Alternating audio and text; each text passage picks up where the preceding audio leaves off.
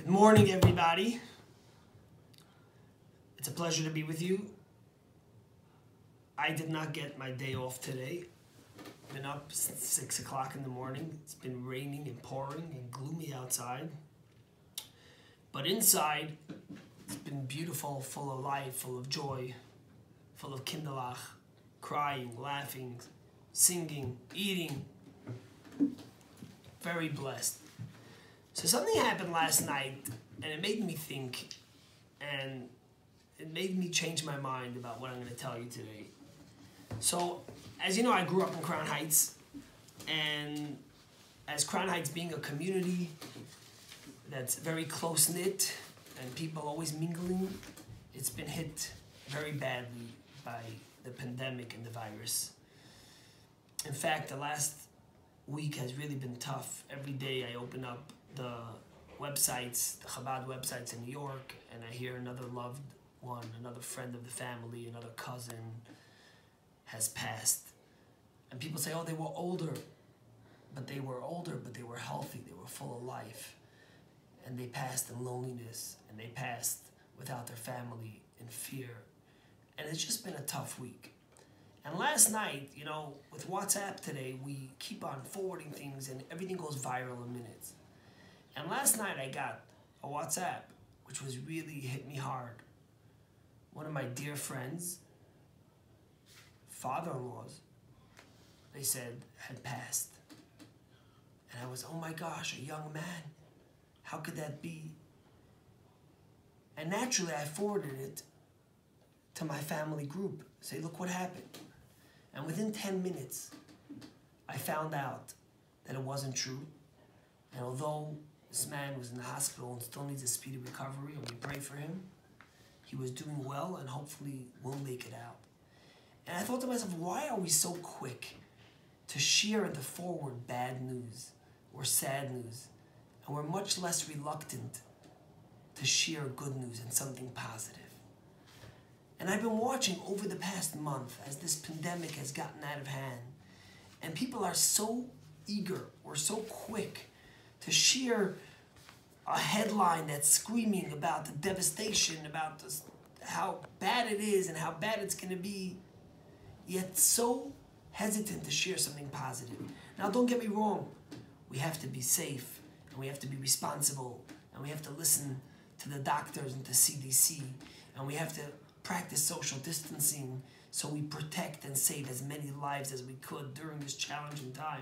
But why do we have to be so quick to share something negative instead of sharing something positive? So that's why I share with you something that I hesitated to share, but I wanted to share with you. So since Purim already, I've been asking my parents who live in New York, my dad should be healthy, and my mom, they're not young people, and I said, please stay home, and please don't go out.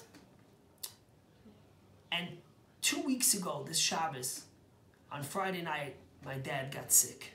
They were already in quarantine, they were home, but it was spreading like fire. And it was a rough 2 weeks.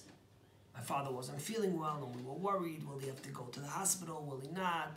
What kind of medicine should he take? We were far away, no one was able to go there. My mother wasn't feeling well.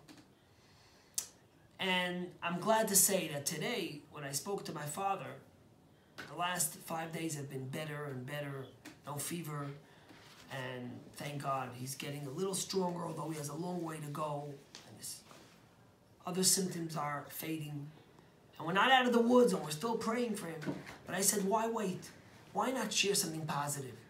It's been a hectic 2 weeks, and we were terrified, of course, and so hard to be far away. But that was something I wanted to share because it was something that's positive and good news. You see, tomorrow is Shabbat HaGadol. In most shuls on Shabbat HaGadol, the rabbis give a big sermon. Shabbat HaGadol means the Great Shabbos. And the reason it's called the Great Shabbos is because the first year when the Jews left Egypt, that was the 10th of Nisan. So Passover would have been the 14th, when they had the Paschal sacrifice, would have been on a Wednesday. And Shabbos was the 10th of Nisan. And on that day was when the Egyptians had a civil war, and they fought with Pharaoh, and they said, Pharaoh, you got to let the Jews leave Egypt. And the rabbis say that that was the beginning of the miracle and the beginning of redemption. And therefore we celebrate it. Why do we celebrate it on the Shabbat, on the day of the week and not the day of the month? Most Jewish holidays on the day of the week, right? Day of the month, right? The 14th or the 1st. Sukkot is the 15th day of Tishrei. Rosh Hashanah is the 1st. Yom Kippur is the 10th day. Why do we celebrate it on the day of the week? And the rabbis tell us because Miriam, the greatest prophetess Miriam, passed away on the 10th of Nisan. And the rabbis didn't want to make a celebration on the day of her passing, so they switched it to the day of the week. And in all shuls, the rabbis give a sermon about the holiday and about things to do. And it's a time of great celebration as we prepare for Passover. Now this year, no one's going to be in shul. And it's actually a tough time for us. And we're all thinking about how to have something positive to go towards a Seder. So I thought maybe to start today and maybe throughout till Passover to share a story, something positive about someone great who went beyond the letter of the law, who found his calling in kindness and caring and love. And my friend Rebbe Jacobson reminded me of the story of the Skulener Rebbe.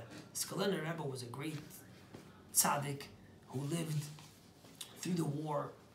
He was called a Skulener Rebbe because he came from the city Skulen, which was in Romania, and many of the Rebbes, like Lubavitch, came from Lubavitch. He was called a Skulener Rebbe.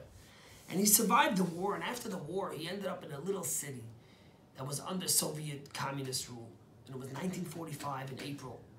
And he had the opportunity, miraculously, to get some wheat to be able to make matzah. Matzah. Matzah is the greatest mitzvah on Passover. If there's one mitzvah more than any other, it's to eat matzah on that first night. To eat at least one portion of the size of an olive, at least, of matzah, and to be able to make the blessing and to be able to relive the slavery and the freedom and the celebration. He got wheat and he made matzah.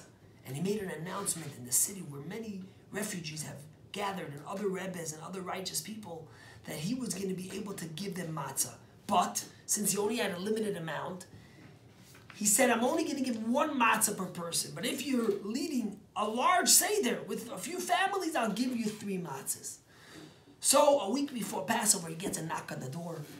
And he opens the door. And who's at the door? The child, I think, of Hagar, of the Baba Rebbe, if I'm not mistaken. And he says, my father asked if you could please give him matzah for a Seder. He was a big Rebbe, a great man. The Skulener Rebbe says, of course. And he hands him 3 matzahs, figuring that he's going to have a big group at a Seder. He gives him the 3 matzahs, and he doesn't move Rebbe Hager. He's standing at the door. He says, what do you need? He says, my father asked if you could please give him an extra 3 matzahs. An extra 3 matzahs? He barely had enough to give people. The Skulener Rebbe looks at him with pity and says, I wish I could give you more, but I barely have enough to give. There's so many people that need. It's limited. How can I give you more? I'm sorry. 3 is the most I could give you. And Rabbi Hagar doesn't budge. And he keeps on again and again asking, my father said he wants another 3. Could you give me another 3? Finally, after all the pushing, the Skulener Rebbe hesitantly gives him another 3 matzahs, and he leaves. Erev Pesach, there's a knock on the door of the Skulener Rebbe. He just finished giving out the matzah, and guess who's there? Rabbi Hagar again. He says, Rabbi Hagar, how can I help you? He says, my father sent me to ask you, do you still have matzah? And the Skulener Rebbe looks at him and he laughs. He says, do I still have matzah? Didn't I tell you what a shortage I had? There was people who came and came and came. I gave out all the matzah, as I mentioned to you. He says, how about for yourself? Do you have matzah for yourself, for your Seder? And the Skulener Rebbe says, you know, I had, but Jews kept on knocking and knocking. And I said, how could I not give them? They needed matzah, and if I didn't give them, they wouldn't have matzah at their Seder table. I have to give them, and I gave away my last matzahs. I don't even have matzahs for myself, for my Seder, but at least I shared with someone else. And Rabbi Hagar opens up his bag, and he takes out 3 matzahs, and he gives it to him. He says, you see, my father, when I came here, my father knew and anticipated what a kind and caring and loving Jew you were, and how that you would give away your last matzah, that even you wouldn't have a matzah at the table just to help someone else be able to celebrate. And my father didn't want you to be without matzah, and therefore my father took the extra 3 matzahs and made me insist to get it, so you could have matzah. Here are 3 matzah for your Seder table. Think about the kindness. Think about the Skulener Rebbe who was ready to give away his last matzah so another Jew could celebrate. Think about the Rabbi Hager, the Rebbe Rebbe, who thought about the Skulener Rebbe and wanted to make sure that he would have matzah. Think about what we could tell our children of what it means to be kind, of what it means to be caring, of what it means to share, of what it means to love, of what it means to celebrate true freedom. What is Pesach? Pesach is freedom when we celebrate with others, when we care, when we share. That's true freedom. Have a great Shabbos. We'll be on live for Kabbalah Shabbat later. God willing, on Saturday night or Sunday, we'll continue with another story. Share it with your family. Let's share the love and let's celebrate the Seder together with our families. And let's truly be free. Shabbat Shalom.